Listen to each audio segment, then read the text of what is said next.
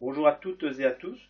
Aujourd'hui, dans le cadre de l'analyse du conflit ukrainien, je vous propose une petite capsule qui va vous donner quelques informations utiles et quelques clés de lecture de ce conflit. Tout d'abord, qu'est-ce que la géopolitique? Puisque la partie de ce cours est géopolitique. La géopolitique, c'est comment la géographie d'un territoire intervient dans la prise de décision politique, mais aussi dans la conduite des affaires internationales.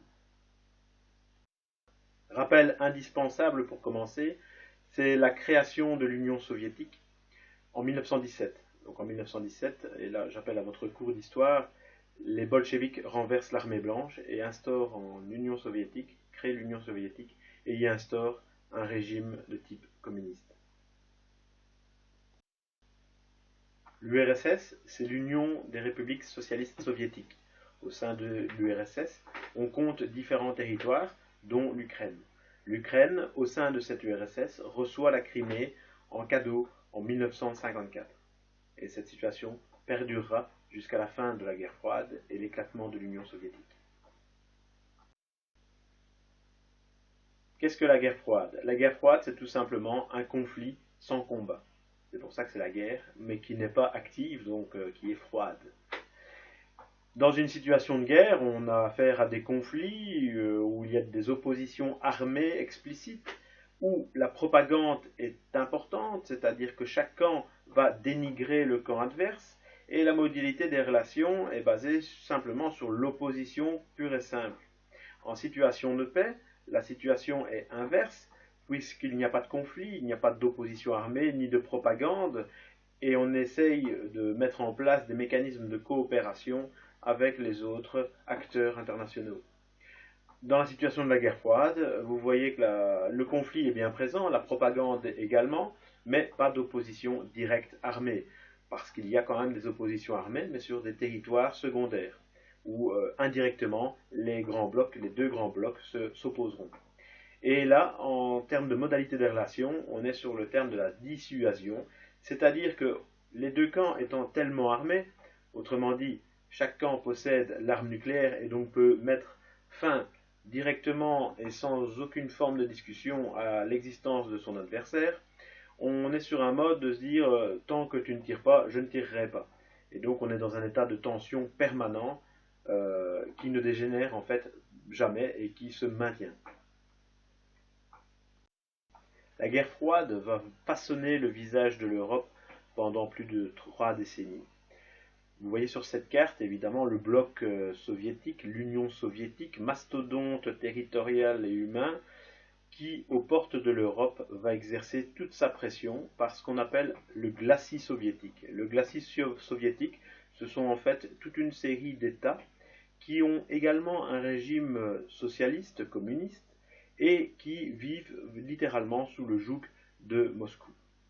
Dans ce glacis, on va retrouver la Pologne, la République démocratique d'Allemagne, qui n'a rien de démocratique, contrairement à ce que dit son nom, la Tchécoslovaquie, qui est encore un État unique, contrairement à ce que vous avez pu voir à l'examen, où la Slovaquie et la Tchéquie, depuis 1993, ont déclaré leur indépendance. La Hongrie, la Roumanie et la Bulgarie, qui terminent ce chapelet de pays faisant partie du glacis soviétique, qui est en fait une zone tampon entre le bloc occidental et le bloc soviétique. Du côté européen, on retrouve bien sûr toute une série d'États actuellement membres de l'Union européenne, et qu'il était déjà à l'époque évidemment, avec le plus grand changement évidemment, c'est la République fédérale d'Allemagne, qui est scindée de sa partie Est, puisque la partie Est est la République démocratique allemande. À la chute du mur de Berlin, c'est à ce moment-là qu'il y a la réunification allemande. Notons également le visage de la Yougoslavie qui éclatera plus tard dans les années 90. L'opposition de ces deux grandes puissances nucléaires conduit à l'apparition d'un monde bipolaire. D'une part, les États-Unis rassemblent autour d'eux les pays d'Europe occidentale, qui sont des démocraties libérales où des élections libres sont organisées régulièrement et permettent l'alternance politique. Le régime de la propriété privée est garanti. L'organisation économique est basée sur la loi de l'offre et de la demande, c'est-à-dire une économie de marché. Enfin, l'ensemble des pays membres de ce bloc sont réunis au sein d'une alliance militaire, l'OTAN, organisation du traité de l'Atlantique Nord, qui permet une coopération militaire et une assistance mutuelle en cas d'attaque d'un ennemi de l'Alliance. D'un autre côté, le bloc soviétique, conduit par l'URSS, rassemble les pays de l'Europe de l'Est, qui forment son glacis. L'ensemble de ces pays sont des dictatures d'obédience socialiste, où le communisme est de mise. L'économie est totalement planifiée et conduit à des aberrations qui, sur le terrain, se traduisent par des famines et par des magasins vides. L'ensemble des pays sont réunis dans le pacte de Varsovie, qui est également une alliance militaire qui fait face à l'OTAN. La chute du mur de Berlin permet la réunification allemande en 1989 et conduit à l'éclatement de l'Union soviétique 2 ans plus tard, mettant fin ainsi à 30 années de guerre froide. En 1991, quand l'Union soviétique met le genou à terre, l'indépendance de plusieurs pays, dont l'Ukraine, donne naissance à un nouveau monde et à de nouveaux espoirs, qui seront dans la plupart des cas très vite déçus. L'Europe voit son visage changer et une recomposition du paysage politique se met en place. Au fil du temps, les différents pays qui faisaient partie du glacis soviétique, Pologne, Tchéquie, Slovaquie, Hongrie, Roumanie, Bulgarie, intégreront l'Union européenne.